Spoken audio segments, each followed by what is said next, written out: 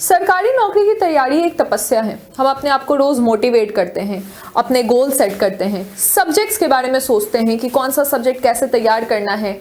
उसके बाद एक आर्थिक तंगी से गुजरता हुआ विद्यार्थी ये भी सोचता है कि अगर हमने ये फॉर्म भरा तो वो फॉर्म कितने का होगा, हम किसी दूसरे राज्य या किसी दूसरे शहर जाकर एग्जाम देंगे तो उसमें कितना खर्चा आएगा, और ये सब कैलकुलेशन के बाद हम किसी तरह अपने एग्जाम में सफल होते हैं।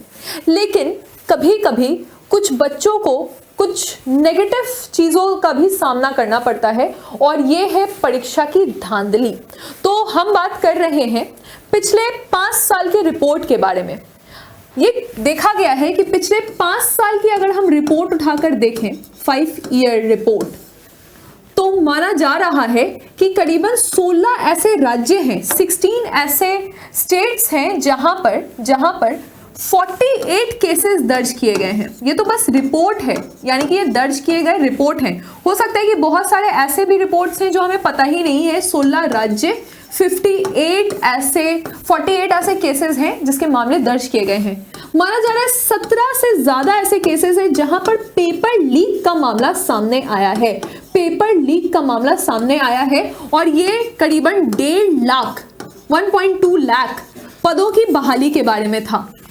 नंबर ऑफ एस्पिरेंट्स देखे जाएं तो 1.53 करोड़ ऐसे एस्पिरेंट्स थे जिन्होंने फॉर्म भरा एग्जाम का, लेकिन बाद में या तो एग्जाम देने के बाद पता चला कि एग्जाम में धांधली हो चुका है, एग्जाम के पहले ही पेपर आउट हो गया तो बच्चे एग्जाम देने नहीं गए। ये सारे प्रॉब्लम से हम काफी अच्छी तरह से वाकिफ हैं।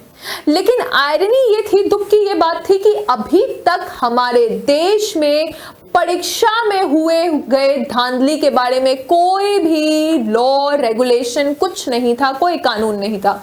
यानी अगर कोई पकड़ा भी जाता है धांधली करते हुए या धांधली करवाते हुए किसी बड़े से फर्म में, वो लोग ग्रुपिंग करते हैं ना, जैसे जामताड़ा आपने सुना होगा, लोग ग्रुप बना के ऐसे लोगों को फ्रॉड करते हैं, ये भी एक तरह का फ्रॉड ही है।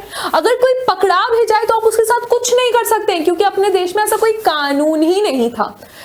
इस बार जब हमारा पहला 1 फरवरी बजट का फर्स्ट डे होता है, साल के सेशन का पहला डे होता है, तो द्रौपदी मुर्मू जी ने कहा कि मैं जानती हूं कि मेरा जो सरकार है, आपको पता है कि जितने भी एग्जीक्यूटिव एक्शंस है वो प्रेसिडेंट के नाम पे लिए जाते हैं, वो कहती हैं कि मैं जानती हूं कि मेरी सरकार के अंदर अभी ऐसा कोई कानून नहीं है, लेकिन हमारे देश की युवा पीढ़ी भारत अमृत काल मना रहा है और कहता है कि युवाओं का इसमें सबसे बड़ा समर्थन होगा।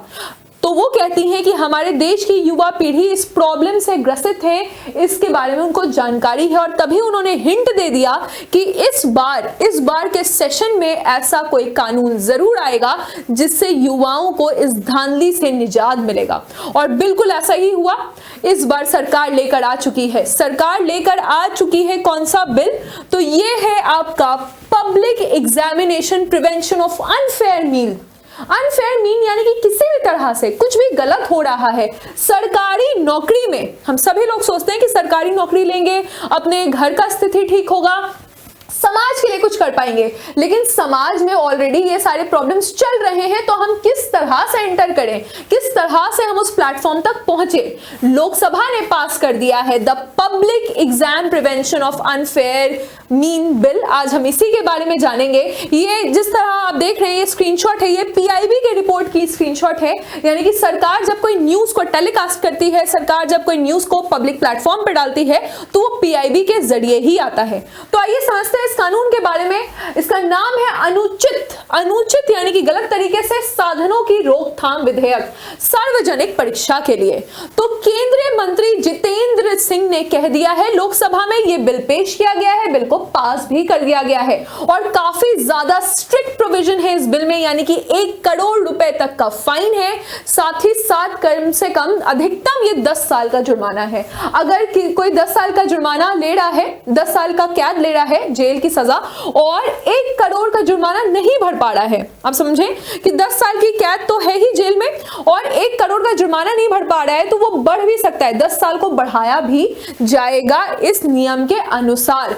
सरकार ने जितनी भी प्रतियोगिता परीक्षाएं हैं कि कदाचार और अनियमितता होता है ना कि हम कब एग्जाम होगा पता ही नहीं, सोच लिए, जैसे बीपीएससी में भी था, ये सोच लिए कि भाई बीपीएससी का तैयारी करना है, लेकिन अब फॉर्म कब भराएगा, पीटी कब होगा, मेंस कब होगा, कोई जानकारी ही नहीं है। तो ये अनियमितता के खिलाफ, इसको रोकने के लिए सार्वजनिक ये जो आप देख रहे हैं कि अनुचित साधनों की रोकथाम, अनफेयर मीन को खत्म करने के लिए ये विधेयक को पेश किया है। इसकी पृष्ठभूमि यही है कि हमने बहुत बार देखा है, बहुत सारे परीक्षा हुए हैं, common eligibility test group D का राजस्थान में, हरियाणा में, टीचर भर्ती परीक्षा राजस्थान में, बिहार में कांस्टेबल दरोगा का एग्जाम, पहले ही पेपर लीक हो, काहे के लिए परीक्षा का तैयारी कर रहे हैं, 30 लाख रुपए का जुगाड़ कीजिए, अभी आपको बिहार सरकार में नौकरी लगा देते हैं। तो ये सब कहानी हम सुन चुके हैं, और बहुत सारे बच्चे डीमोटिवेट भी हो जाते हैं, वो मेहनत करते हैं, कोशिश करते हैं, लेकिन देखते हैं कि उनकी नजरों के सामने ऐसी धांधलियां हो रही हैं। अब इसको रोकने का पूरा इंतजाम सरकार ने कर दिया है, और ये बिल लेकर सरकार आ चुके हैं। जैसे हमने आंकड़े देखे कि 1.3 करोड़ ऐसे एस्पिरेंट्स हैं जो इससे अफेक्ट हुए हैं पिछले 5 साल में, लेकिन ये वो मामला है जो कि दर्ज है, 70 केसेस पेपर लीक के अभी दर्ज हैं, इससे कई केसेस और ज्यादा हैं।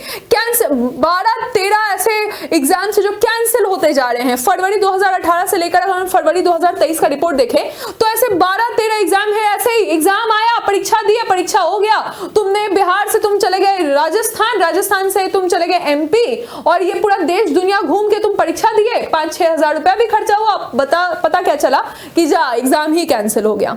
बच्चे इससे फ्रस्ट्रेट हो चुके थे, परेशान हो चुके थे, और 2014 से ये देखा गया कि 615 ऐसे लोगों को आरोपी भी माना गया। लेकिन आरोपी मान के क्या फायदा जब आपके पास ऐसा कोई कानून ही नहीं है, जब आपके पास ऐसा कोई कानून ही नहीं है कि इनको सजा दिलाया जाए। तो अब इसके लिए ये बिल आ चुका है ताकि पारदर्शिता, ट्रांसपेरेंसी, निष्पक्षता यानी कि फेयरनेस, और यहां पर विश्वास के लिए, आपको क्रेडिबिलिटी बनाने के लिए विश्वसनीयता लाने की यहां पर तैयारी की गई है। एग्जाम कौन कौन से होंगे? यूपीएससी द्वारा कंडक्ट कराए गए एग्जाम, एसएससी द्वारा कंडक्ट कराए गए एग्जाम, आरआरबी द्वारा, आईबीपीएस, एनटीए जितना एग्जाम लेता है जो आईआईटी में भर्ती के लिए है, जेई के लिए है, नीट के लिए है, सीयूईटी के लिए है, ये सारे एग्जाम इसमें एप्लीकेबल रहेंगे। यहां पर कोशिश ये की गई है कि जो एग्जामिनी है उसको टारगेट नहीं किया गया है, लेकिन कोई भी ऐसा ऑर्गेनाइजेशन जो काम करता है, ऐसा बहुत सारे ऑर्गेनाइजेशन होते हैं, बोलते हैं कि 5 लाख रुपया दीजिए, प्रीलिम्स पास करा देंगे, प्रीलिम्स पास करिएगा, उसके बाद आपको 10 लाख और दीजिएगा तो मेंस पास करा देंगे। फिर आप इंटरव्यू में क्लियरली बोला जाता है, बाहर ही बैठे रहते हैं, ऐसा भी केसेस आया बहुत सारे स्टेट में कि बाहर ही बैठे रहते हैं कि अच्छा कैसा गया परीक्षा, अच्छा गया, इंटरव्यू अच्छा गया, ठीक है तो 2 लाख रुपए जमा करो तो तुम्हारा रिजल्ट आ जाएगा, नहीं तो नहीं आएगा। ऐसे होते हैं मामले, आप लोगों ने भी सुना होगा ऐसे मामले। लेकिन इस बार के कानून में ये कहा गया है कि हम उन लोगों को जो एग्जामिनी है उसको नहीं टारगेट कर रहे हैं, जो ग्रुप है, जो प्रॉपर संस्थान, संगठित समूह बना के रखे हुए हैं, उनको हम यहाँ पर ज्यादा टारगेट कर रहे हैं, उनके लिए स्ट्रिक्ट प्रोविजन है।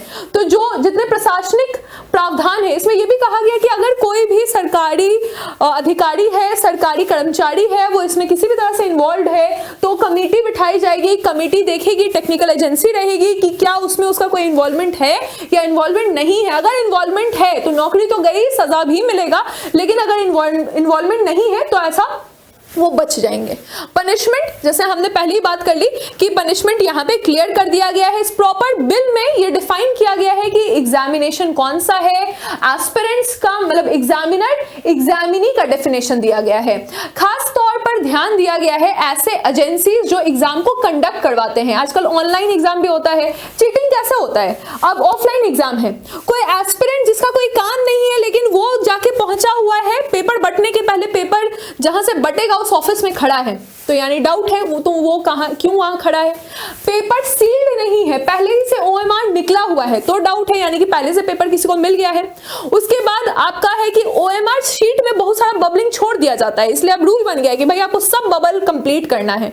तो बबलिंग अगर छोड़ दिया गया है, जो नेगेटिव मार्किंग नहीं वाला एग्जाम है उसमें भी बबलिंग छोड़ा गया है, तो बाद में उसके साथ छेड़छाड़ होने की बहुत संभावनाएं हैं। यहाँ लोगों को पकड़ा जाएगा। जो ऑनलाइन एग्जाम है, सेंटर है, तो कभी कभी हम देखते हैं कि कंप्यूटर ही हैक्ड है, कोई रशिया में बैठा हुआ आदमी है, बिहार का पेपर सॉल्व कर रहा है, कहीं और से उसको बाहर से एक्सटर्नल हेल्प मिल रहा है। टेक्नोलॉजी का लोगों ने दुरुपयोग बहुत ज्यादा किया है, तो उन सबको यहाँ पर सबके लिए कमेटी बैठाई गई है, सबका एग्जाम जो कंडक्ट होगा उसको चेक किया जाएगा। अगर कोई भी ऐसा संस्थान है जो एग्जाम कंडक्ट कराता है, पकड़ाया, तो उसको लाइफ टाइम का बैन मिल जाएगा।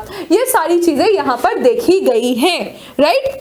तो ये था आपका एग्जाम, ये जो आपका एडिटोरियल था, ये हमने डिस्कस किया है। आप मुझे कमेंट सेक्शन में बता सकते हैं कि इस पर आपकी क्या राय है। क्या आपको लगता है कि इस तरह के कानून से, इस तरह के अधिनियम से ये सारे जो धांधली चल रही है उस पर कोई रोकथाम आएगा, या फिर ये भी सरकार का एक जुमला है? शुक्रिया।